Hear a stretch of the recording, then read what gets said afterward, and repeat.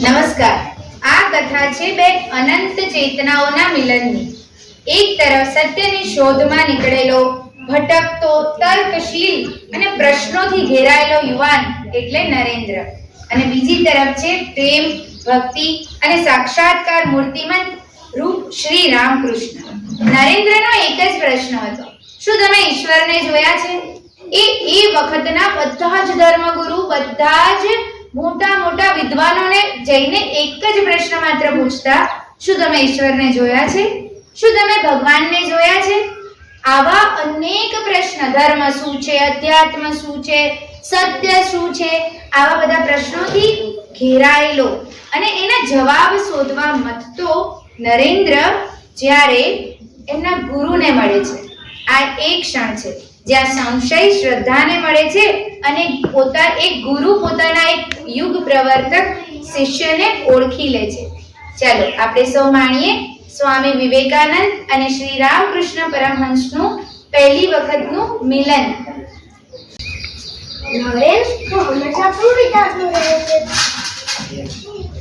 મારે જાણવું છે કે ભગવાન સાચું છે કે નહીં.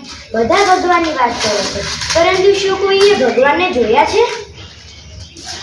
માતા, કોઈએ ભગવાનને જોયા છે?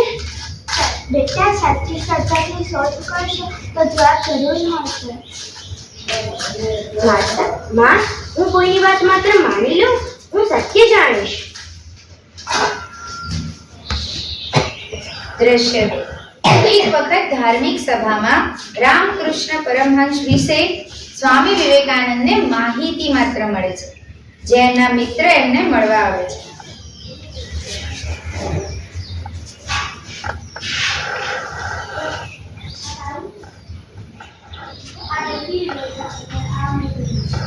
નરેન, તારા સવાલનો જવાબ આપી શકે એવા વ્યક્તિને ઓળખું છે. તે દક્ષિણેશ્વરના મંદિરમાં રામકૃષ્ણ પરમહંસ કરીને એક સંત રહે છે. લોકો કહે છે તેઓએ ભગવાનનો અનુભવ કરે છે. તો હું તેમને જ પ્રશ્ન પૂછીશ જઈને. ચાલ મિત્ર. દક્ષિણેશ્વરના રામકૃષ્ણ પરમહંસને મળવા નરેન પહોંચે છે.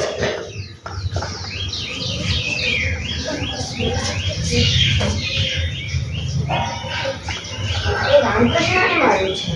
ચાલો હું તમને લઈ જાઉં.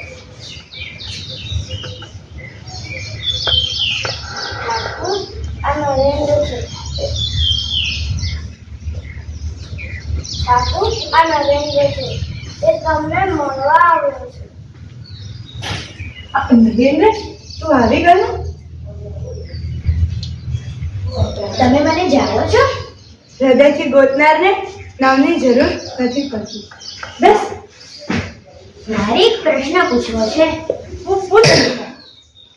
શું તમે ભગવાનને જોયા છે? હા, મેં ભગવાનને જોયા છે. જેટલી સ્પષ્ટતાથી હું તને જોઈ રહ્યો છું, તેટલી જ તેનાથી પણ વધારે સ્પષ્ટતાથી મેં તેનો અનુભવ કરેલો છે.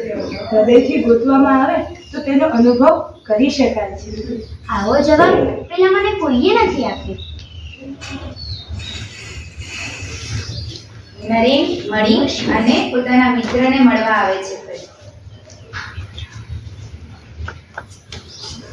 હવે તને વિશ્વાસ થયો? હું તરત નહીં માનું. હું તેમની પરીક્ષા લઈશ. સાચો સંત ધન, માન અને લાલચથી દૂર રહેતો હોય છે. ફરીથી રામકૃષ્ણ પાસે નરેન પહોંચે છે. ઠાકુર, સાચો ધર્મ શું છે? સાચો ધર્મ માત્ર પૂજા કરવી એ જ નથી. સાચો ધર્મ ભૂખ્યાને ભોજન આપવું, દુઃખીને મદદ કરવી અને મનુષ્યમાં ભગવાનને જોવો, તે આપણો સાચો ધર્મ છે.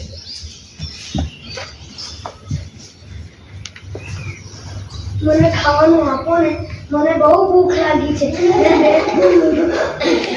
2 દિવસથી કંઈ ખાધું નથી. મારી માં બીમાર છે. નરેન, આમાં તને શું દેખાય છે? એક ગરીબ અને ભૂખ્યું બાળક. મને તેમાં ભગવાન દેખાય છે. જીવ તેવા તે જ શિવ સેવા. આભાર. ઠાકુર, હવે મને સમજાયું કે ભગવાન માત્ર મંદિરમાં નથી, ભગવાન દરેક મનુષ્યમાં છે. નરેન, તારે ફક્ત તારી માટે જ નથી જીવવાનું, ભારતના દરેક યુવાનોને તારે જગાડવાના છે. હું લોકોની સેવા કરીશ અને ભારતના યુવાનોમાં આત્મવિશ્વાસ જગાડીશ.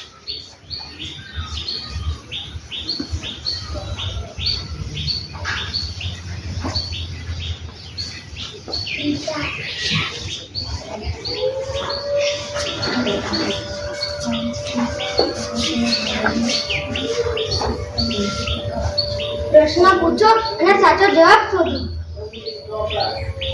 દરેક જીવમાં ભગવાનનો અંશ છે. ઉઠો, જાગો અને લક્ષ્ય પ્રાપ્ત ન થાય ત્યાં સુધી અટકશો નહીં. શ્રદ્ધા સાથે સત્યની શોધ કરો. ભૂખ્યા